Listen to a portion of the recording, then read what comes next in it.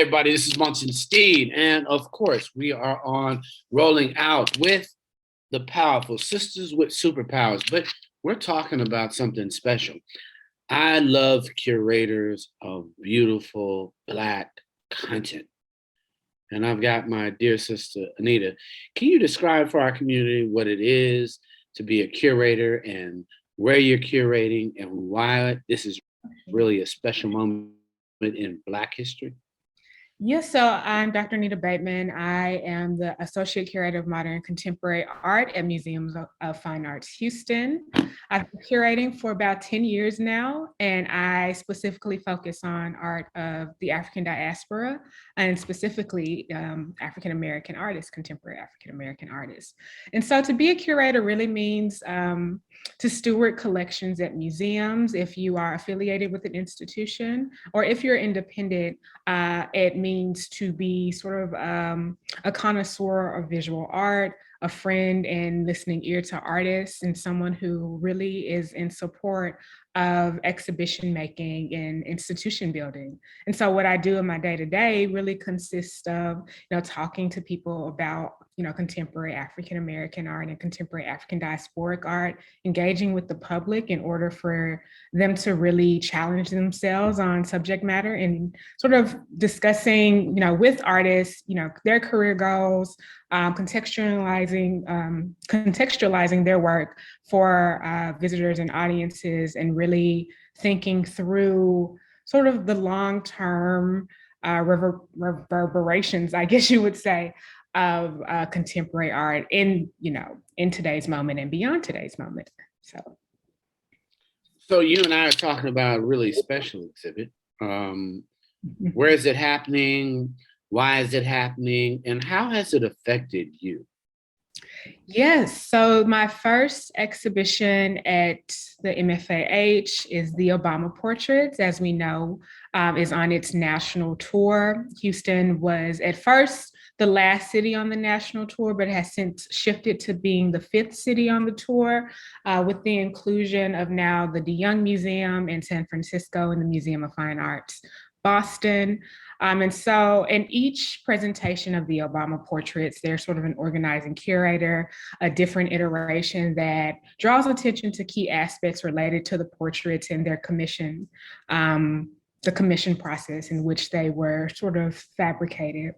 And so for the MFAH presentation, it was important for people to really engage with the portraits programmatically, because we are only focusing on the portraits. Other institutions sort of have done either auxiliary exhibitions or, have also done a really robust set of programming. But for us, our opening celebration Sunday Best happened a few days ago on the 3rd. And that was really to sort of introduce the portraits to the city, introduce me to the city, as well as get people, out to the museum to really speak with artists and engage in the different activations that were around our campus.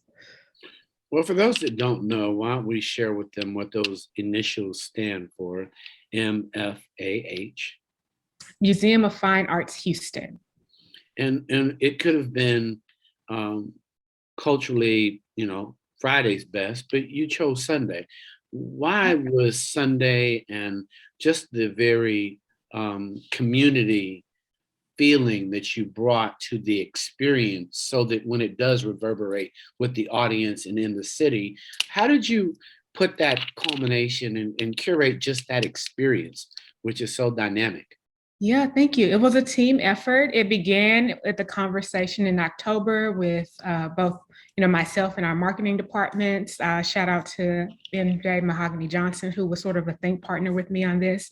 And so we're both coming from Southern Black backgrounds, thinking about what it is to really envision a day in which people could come to the museum, dress up, be in fellowship and communion with each other, and also think about the visual culture aspects of what these portraits mean to, the Black demographic in the city, as well as, the populist sort of demographic who have come out for the tour. And so having a set program in which we were celebrating Blackness, and specifically thinking about how to draw people into the museum, and what, we've received, feedback about wanting, audiences, what they want to see in the museum was really important for making these activations, making community partnerships with our third ward sort of artists and businesses who really wanted that support and love. And, the museum had the space to do it and to give them that. So having everyone sort of congregate in this celebratory moment for the Obama portraits was really important. I love that, but and when we're all thinking as a community, think partners are important, but also your community collaborators. You guys brought a real sense of community collaboration in the thoughtfulness that you applied. How? Yeah, I Describe. actually have a question for you, since I know you're based in Atlanta and the High Museum had a presentation of Sunday Best. So just wondering how you guys found out about it, and how did it sort of compare to what happened at the High? I would be interested to know. I am actually based in Chicago, and today I'm based in Detroit, and so rolling out's pretty national. Um, the I've got friends who are artists, and obviously the I think the approach there was kind of ancillary in Atlanta, as they built in other parts of their collection at the High, so that they kind of had a runway into it, and they had protest and kind of conversation leading up to it. But one of the things that we've made sure we're doing at Rolling Out is as a cultural voice to make sure that, one, we're elevating our thoughtfulness and intentionality about cultural moments. So for us, the conversation that you and I are having, we know the programming in Atlanta was great, but I think we know that just programming our community to celebrate our artists and our curators like yourself, so that the context of going to a museum becomes a normal thing for our children. Context becomes a normal father-daughter walk as you walk in there. And I know there were fathers and daughters because we actually took imagery from that. The other thing is, with other traveling exhibits, we just kind of follow the road as it leads toward a business method is as that clearly we want them to advertise, which they did. But at the same time, it's really those professionals that look like you that we also want to bring to market, so that as a young sister or a young brother who has a love for art can see that there's a profession that literally says how you think about art, how you think about, you don't have to just be an events person for a party. You literally can structure a, thought partnership idea for a career. And that's why it's so important to be able to talk to someone like you, because you give us insight to the profession of being a curator, on top of the lovely swash of information you give us, an insight about art. Great. Well, that was indeed an answer, so I appreciate it. So here it is. So take apart, if you will, from your vantage point as a curator, you have the first lady, and you have to position her inside a experience. What was that for you like, knowing how revered she is in our community, beloved, and knowing that another sister, just like you, young, Black, intelligent. I mean, the fact that y'all are beautiful is kind of secondary to the fact that y'all are all studied, ready, prepared to execute your superpowers. But what was it like really to say, you know what, I did this for the first lady of our nation, the Black nation? Yeah, it was a monumental moment during install, because not only are the portraits larger than life, people don't realize they're 6 and 7, feet tall, so they're really large. Um, but also, it was the first time I had seen them in person. I know that they've been in other institutions, but of course, travel was restricted. I wasn't able to see them in other institutions. And so it was sort of a moment in which I was holding my breath to make sure everything would go correctly. But we have a fabulous prep team. And seeing, Mrs. Obama in person and knowing the stature in the esteem in which she has in our community was really almost overwhelming, because there was a sense of not wanting to get too close to the portrait, even though it's a likeness, and also wanting, to contextualize it, as you say, in a way that pays respect to her legacy, not only as a political thinker, but as someone who's a cultural icon. And Michelle and Barack themselves, the former president, first lady, are art connoisseurs. They dabble, dabble, if you would like to say, in modern contemporary art. They redecorated the White House to their taste in order to support contemporary and modernist artists. And so it was important that in a museum setting, people would understand that these figures are almost really where they're supposed to be, in a large gallery, also contextualized by didactics, thinking about the collection as a whole, what it means to have them, just really sort of their presence gracing us in the museum was really important. And I think to dignify that with the presentation that we have, is fitting for them. So. I love that. The artist, and I think the conversation I often have is one of sameness. I think our community expected the portrait of the president to be the exact same style, color, tone as what. Can you help us as we approach art so that we're not looking for cookie cutter expressions of creativity, and describe how you interpret the young sister, and I don't forget her name, and I apologize for that, who actually painted, if we'll start with the Mrs. Obama's image? Yes, so Amy Sherrill, who was the artist who painted Mrs. Obama's portrait, and Kehinde Wiley, who painted President Barack Obama's portrait, did not converse during this process in terms of knowing what the other would be doing in its final sort of, reveal. And so not only were they seemingly surprised at what the other sort of did at the unveiling in 2018, but it was also the first time the president and the first lady saw their own likenesses. So on the stage where we're seeing that image of everyone sort of looking at each other and being pleased at the final result, it's really a moment that it touches upon the artistic process, and that being a 2-year sort of finalization of what was started in 2016. And so with Cheryl, she stated in interviews that she really felt a kinship with Mrs. Obama from the very beginning. And so there was a list that was presented to the First Lady and the President of about 15 artists from which they could choose who they would like to interview to do their portraits. And, Amy Sherrill and Kehinde Wiley were interviewed by the President and the former First Lady. And the story goes that Amy Sherrill really said something akin to, "Oh, President Barack, I respect you so much, but Mrs. Obama," and she sort of literally turned her body to Mrs. Obama, "I really would love to make your likeness," right? And so not only was there sort of a fangirl moment between the artist and the First Lady, but Amy Sherrill, knowing her own mind and having a practice very,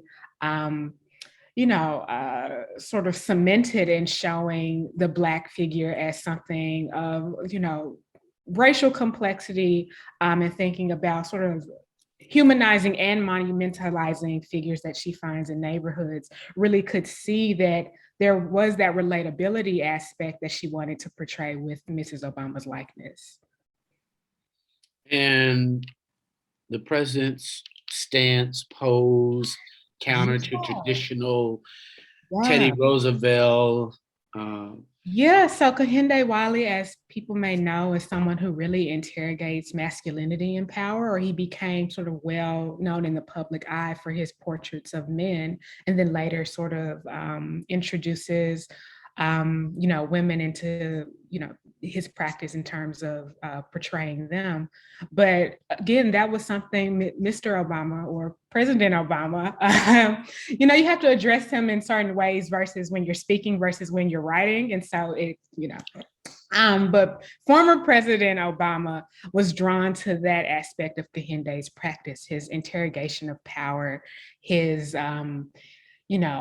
challenging the viewer to think about what it means to be in a position of authority, thinking also about, the queer political body or queer and political bodies, aristocratic bodies in the 19th century and these sort of monumental historic paintings.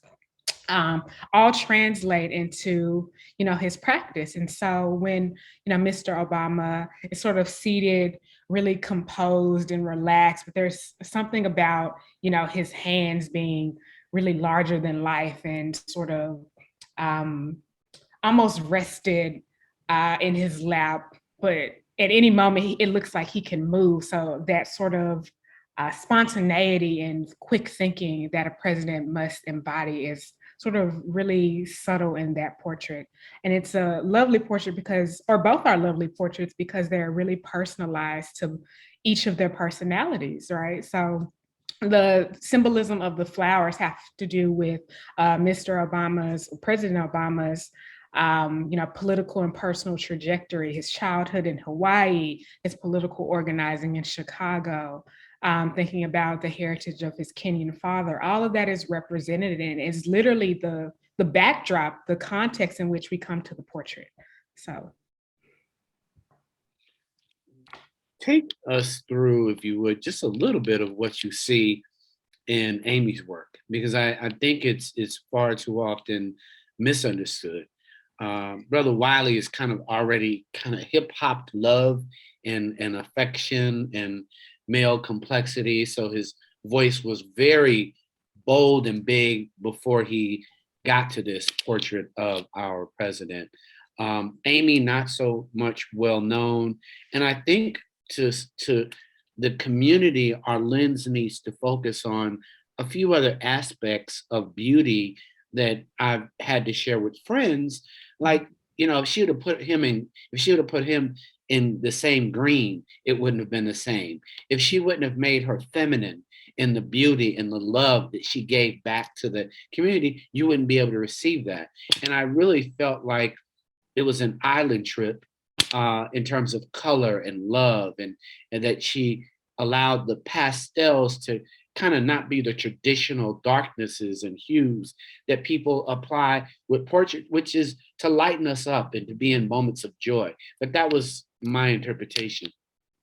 Yeah, so Amy Sherald is really drawing on art historical references. As you'll see in the portrait, Mrs. Obama is wearing a Millie Design dress, which is an American design house that was sort of fabricated for her for the portrait by Michelle Smith, who designed the dress.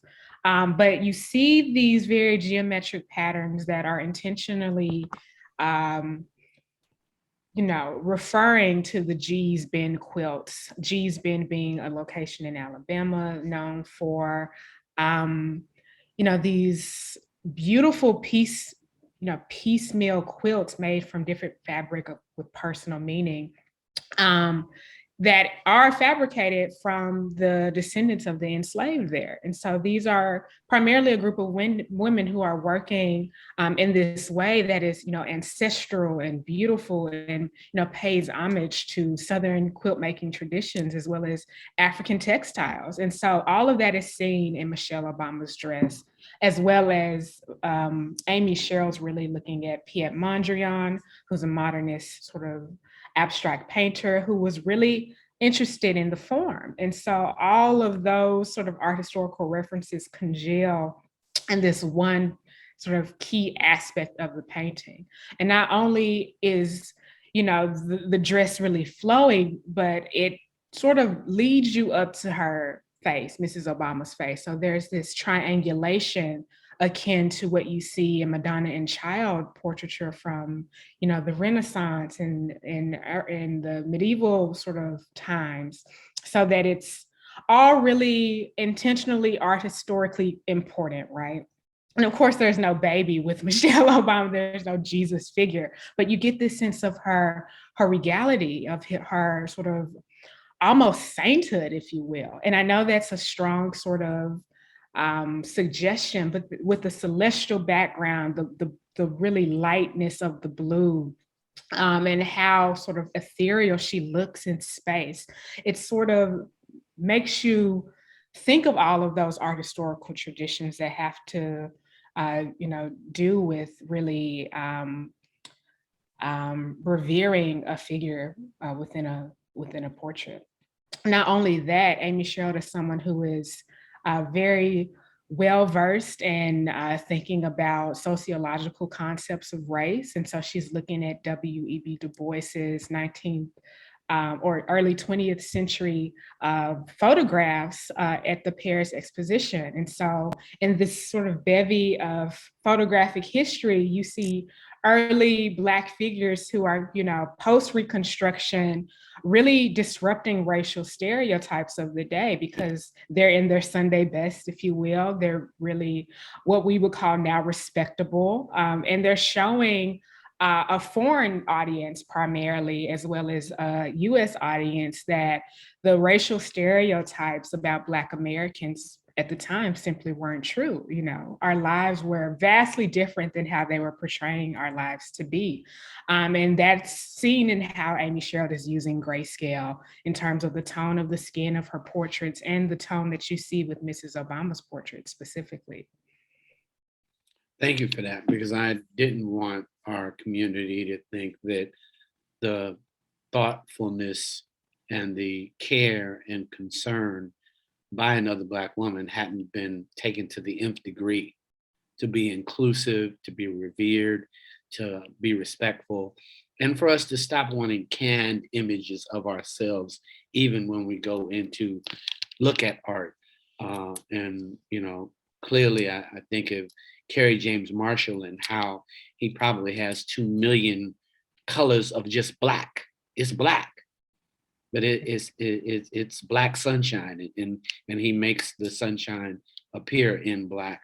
So I thank you for that, because I wanted us to go into, and as we look at these, to have some context, given it is often absent and we don't have a dynamic person like you to take us on a journey and tell us why and how this comes together.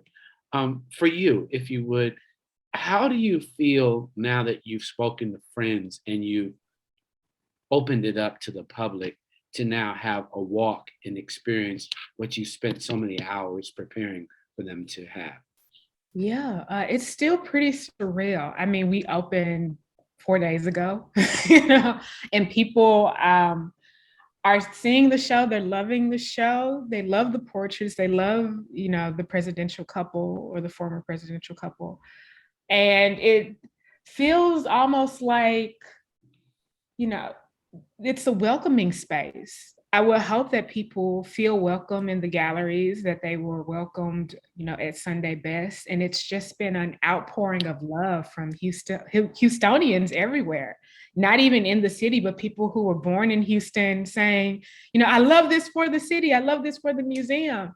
And I can't imagine a better, commemoration for the portraits themselves than what I've been seeing these past 4 days from just, people who have told me, I've really never wanted to come to a museum until now, or I feel like, I'm represented in the gallery space. So now it's just, keeping the monumental, that's a matter of, what we'll do next and how they can really feel invigorated by being in the space, even beyond the portraits, after they leave us. Cool. Lastly, when you think about the body of work that you're putting together in your mind of how you'll close out your time with this, what is it like when you walk in and you journal after having had this experience? What are you saying to yourself? Not to tell us every word, but just as you're capturing your own history of what this moment and what these experiences. Are you journaling? Are you capturing? Or how are you entombing? Because your words are going to be important for us longer than these portraits will hang.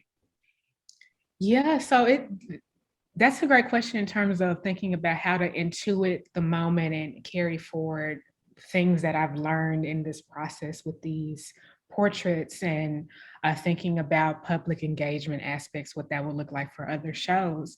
For me, I don't journal, at least as it relates to my art professional life. If I have a thought related to something that is affecting me personally, I don't really write it down. I'm more of a think about it and then release it sort of person. So I don't try to mull, over things too long as it relates to what I'm feeling in the moment. That's neither here nor there. But I think there's something to be said of wanting to really remember the feeling of the portraits and remember the process in which they got to Houston and how I got to Houston, right? So, repeating mantras that, I'm worthy to be here. The portraits are, just the beginning. Sunday Best is just the beginning, and thinking about the longevity of, the impact that they've had, as well as what I would like to do in the community, what I would like to do at the museum is something that I'm reflecting on now. And it's a journey. I just have to say that. I've been here 5 months and this is the first thing. And I don't know what exactly, the museum will hold for me, but I'm steadfast in my commitment to African diasporic artists. I am committed to, really supporting community members and meeting as many people as I can safely with the pandemic. And thinking about how to make the museum a more accommodating place for all people, because that is our mantra and our mission statement. So, well, thank you for that. And last, because we're at our time, if you were whispering in the little girl who grew up wherever you grew up and you were walking in that museum, what would you whisper in her ear when she goes to see Mrs. Obama's portrait that nobody whispered in your ear, for those who are bringing their daughters to go and see the first lady ever to be in the White House? Oh, that's another good question. So I was born and raised in Memphis. I did not grow up going to museums. So I would whisper to myself, you belong here, take up space here, like Mrs. Obama is taking up space. Thank you so much. Ladies and gentlemen, our favorite doctor, Anita Bateman. Congratulations. Thank you so much for all your gifts and inviting us to sacred and beautiful spaces to curate our voices and our expression and creativity for all. Thank Peace. you. I'm Munson Steve here on Rolling Out, and of course, Sisters with Superpowers, and that is Dr. Anita Bateman today with the Mr. and Mrs. presidential portraits of the First Lady and our President, number 44, y'all, President Barack Obama. Thank you so much. Peace. Thank you. Peace.